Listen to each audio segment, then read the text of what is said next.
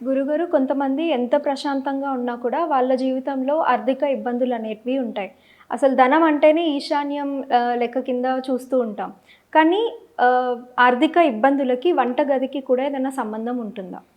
ఆర్థిక ఇబ్బందులకి ఈశాన్యానికి మాత్రమే కాదమ్మా, ఆగ్నేయానికి మాత్రమే కాదు, 8 దిక్కులకి సంబంధం ఉంటుంది. ఆర్థికంగా బాగుండాలన్నప్పుడు ఏమిటంటే, ఇప్పుడు ఈశాన్యం బాగుందనుకోండి, వీళ్ళకి కీర్తి ప్రతిష్టలకు సంబంధించి లేదా ఆర్థికానికి సంబంధించి బాగుండాలి. అదే వంటగది బాగలేదనుకోండి, హ్మ్.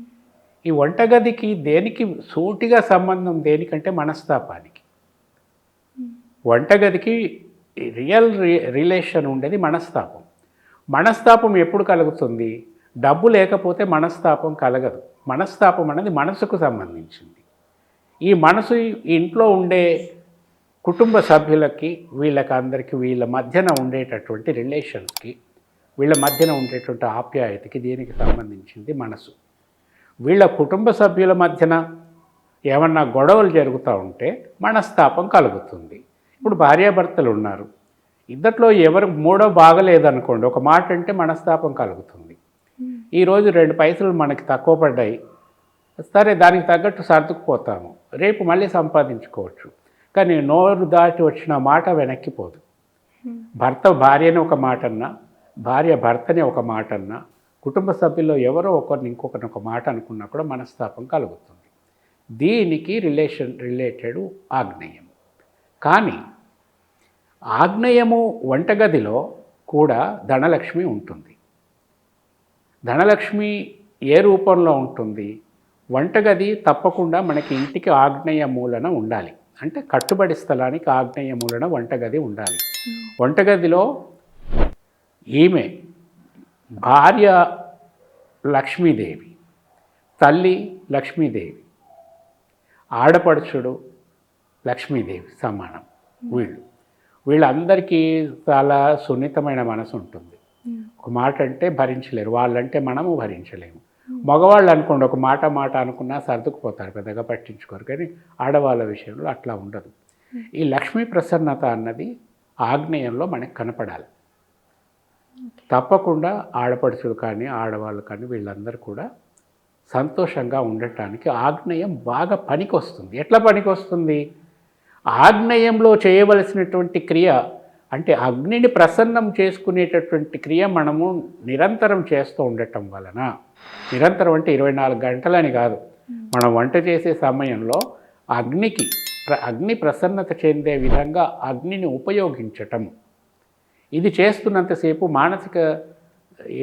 మనసును బాధ పెట్టేటటువంటివి, మనసును కించపరిచేటటువంటి సంఘటనలు జరగవు. అవి జరిగినా వాటిని తట్టుకోగలిగేటటువంటి శక్తియుక్తులు మనకి ఉంటాయి. ఇది ఒక పార్శ్వం. రెండవ పార్శ్వము ఆగ్నేయ స్థలంలో ఉండేటటువంటి లక్ష్మీదేవి గురించి చెప్పుకున్నాం. ఇక్కడ ఏమిటి? ఆగ్నేయంలో వంటగదిలో మనకి వంట సామాన్లన్నీ ఉంటాయి. ఈ వంట సామాన్లన్నీ కూడా లక్ష్మీ తుల్యమే. ఉదాహరణకి బియ్యం ఉంది, ప్రతి బియ్యపు గింజలో లక్ష్మీదేవి ఉంటుంది. ఆ బియ్యాన్ని అక్షింతలుగా ఉపయోగిస్తాం, తలంబ్రాలుగా ఉపయోగిస్తాం, ఎన్నిటికో ఉపయోగపడుతుంది, కేవలం ఆహారంగానే కాకుండా. ఆహారాన్ని మించినటువంటి లక్ష్మి ఇంకొకటి లేనే లేదు. అన్నపూర్ణమ్మ ఆహారం, ప్రతి ఆహారంలో ఆమె ఉంటుంది. అంటే వంటగదిలో మనం వాడేటటువంటి పిండి, బియ్యము, దినుసులు అంటే పప్పులు, ఉప్పులు, ఇవన్నీ కూడా లక్ష్మీ స్వరూపంగానే మనం చూసుకోవాలి. అందుకనే చెప్తారు, వంటగదిలో ఒకవేళ బియ్యము నిండుకున్నాయి అంటే అరిష్టము. బియ్యం ఎప్పుడు నిండుకోవద్దు, ఎప్పుడు బియ్యం ఉండాలి. పాతకాలంలో బియ్యం బస్తాలు వేసి పెట్టుకునేవాళ్ళు, రైతులు కాబట్టి. మామూలుగా ఇళ్లలో కూడా ఒక నెలకి కావలసినటువంటి గ్రాసం తీసుకొచ్చి పెట్టుకునేవాళ్ళు. మళ్ళీ అది అయిపోవటానికి కొంచెం ముందే మళ్ళీ నెల తర్వాత తెచ్చి పెట్టుకునేవాళ్ళు. అట్లాగే ఇప్పుడు ఏమవుతుంది? ఇదివరకంటే 100 కిలోల 100 షేర్లు ఉండేవి, కిలోలు కాదు. 100 షేర్ల బియ్యం బస్తాలుగా ఉండేవి.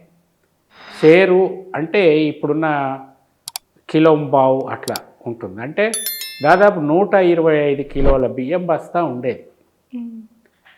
పోను పోను ఏమైంది, 100 కిలోలు అయింది, తర్వాత 50 కిలోలు, తర్వాత 25 కిలోలు, ఇప్పుడు 20 కిలోలు కూడా 10 కిలోలు కూడా ఉంది.